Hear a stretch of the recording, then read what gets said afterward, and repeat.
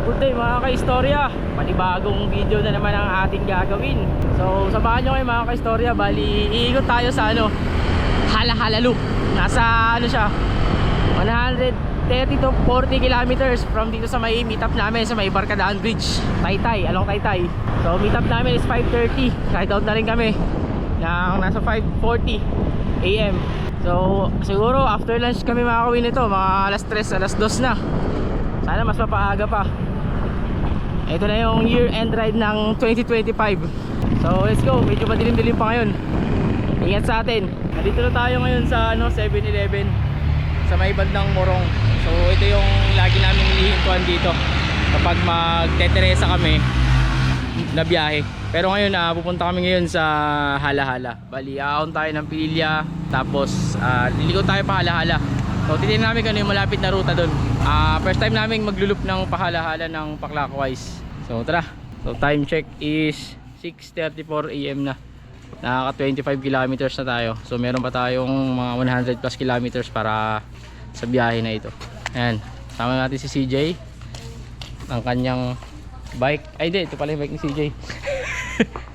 Ito, bike ni CJ, mga gamit namin bike. So yan. Ayan, time check mga ka-istorya. Dito na tayo ngayon sa may bandang Morong. Nakaka 36 kilometers na tayo. Time check 7 PM.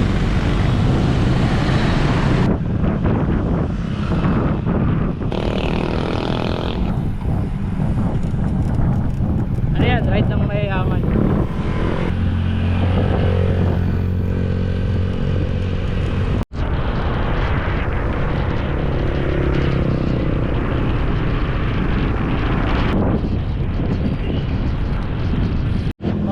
Dito na tayo ngayon sa may Pililya. So ito, pauna ng Pililya to. Bali nag-stop over muna kami dito saglit. Pangalawang 7-Eleven. Ayan, bago kami umahon, muna kami sa 7-Eleven. Ayan, kasama natin sila Melvin, Milor, si Luke, tsaka si CJ. Ano naman tayo? Gas. So time check, nakaka na tayo 8 AM. Bali nakaka 42 kilometers na tayo. So meron pa tayong mga 90 kilometers, 90 plus or 100 plus. So ito yung dating pisong kape. So wala na, naging na siya, gasolinahan. Yan, pauna tayo ngayon sa may Pililya. So ito na yung medyo mahirap sa pag magkahala-hala loop. Ito yung Pililya ng ahon. Ito yung medyo isa sa mga mahirap. Ito yung medyo challenging. Kung may ensayo ka naman, kaya mo naman to.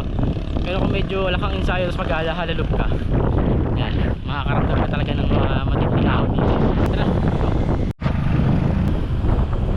Guys, parang kami nasa na, Adimulan dali. Ayun, kain muna tayo. Bali, huminto muna kami dito sa may taas ng Pililya para magpahinga at kumain. So ito na yung lawa. Ano ko na to ha? Oh, CJ, yan, si Luke, si Milor, tsaka si paring Melvin. Wala pa boss. Sesig. Next time, punta ka naman sa Ricky. Ano sabi? Sa Ricky, next time nakamiss rin yung shoutout. Papaklose niya yung para sa atin, no? Ayan, tapos pa namin kumain ng mga istorya. Balik po tayo sa biyahe. So medyo panahon tayo dito. Kaya nagparap na kami ng muka. Puro pababa na yan. Tapos mapapatag sa Hala-Hala. Di na. Diretso na. Ubus oras natin dyan. Gusto nyo ba? Dito na tayo ngayon sa may Mabitak. Yan, pababa na kami ng Mabitak dito. So ito yung logo ng Mabitak. Time check tayo, nasa alas 10 AM na, medyo tirik na ang araw. Tangin ang kalsada dito, puta. Talagang Mabitak.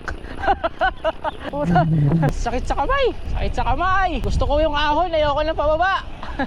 Dito na tayo ngayon sa may baba ng Mabitak, Laguna, yung may palayan.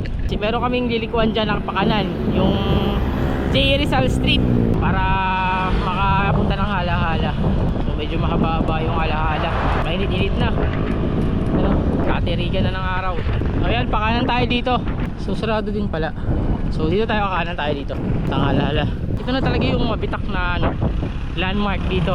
So sobrang init, katirigan ng araw. Time check 11 AM na. So nakaka 62 kilometers na tayo. mahaba-haba pa natin. Bali, dito kailangan namin ng konting teamwork kasi medyo mahaba ang ano na to raw. Siguro dun sa may Paligoy, sa may Mabitak, yung pagkanan, estimated niya pa kung hanggang dun sa may paglabas nung sa may Jollibee Pililla, siguro nasa 40 plus kilometers yung layo niya. So medyo mahaba-haba to. Saka yung road condition dito hindi maganda rin kasi may mga mapato, papababa akyat. Dito na tayo ngayon mga kaistorya sa mismong Hala-Hala. Ganda ng kalsada dito, puno. So may mga parting ganito rin dito sa may Hala-Hala, aliwalas. And nakakano na tayo, 86 kilometers from dun sa may bahay. So talagang araw ngayon, nasa pinakataas namin ang araw, kaya masakit sa likod. Pero okay lang kasi may mga puno naman. Medyo pacing lang kami ngayon kasi para hindi masyadong malaspak. Kaya naman din mga oras na inaabot ng mga kasama. Kailangan i-enjoy na lang namin ang ano dito, tanawin. Ang ganda tanawin dito sa may Hala-Hala. Kaya minsan napapag-isip din kami, ba't namin ginagawa yung mga ganitong bagay eh. Biruin mo, ang init, tapos pagod, tapos gutom ka, di ba?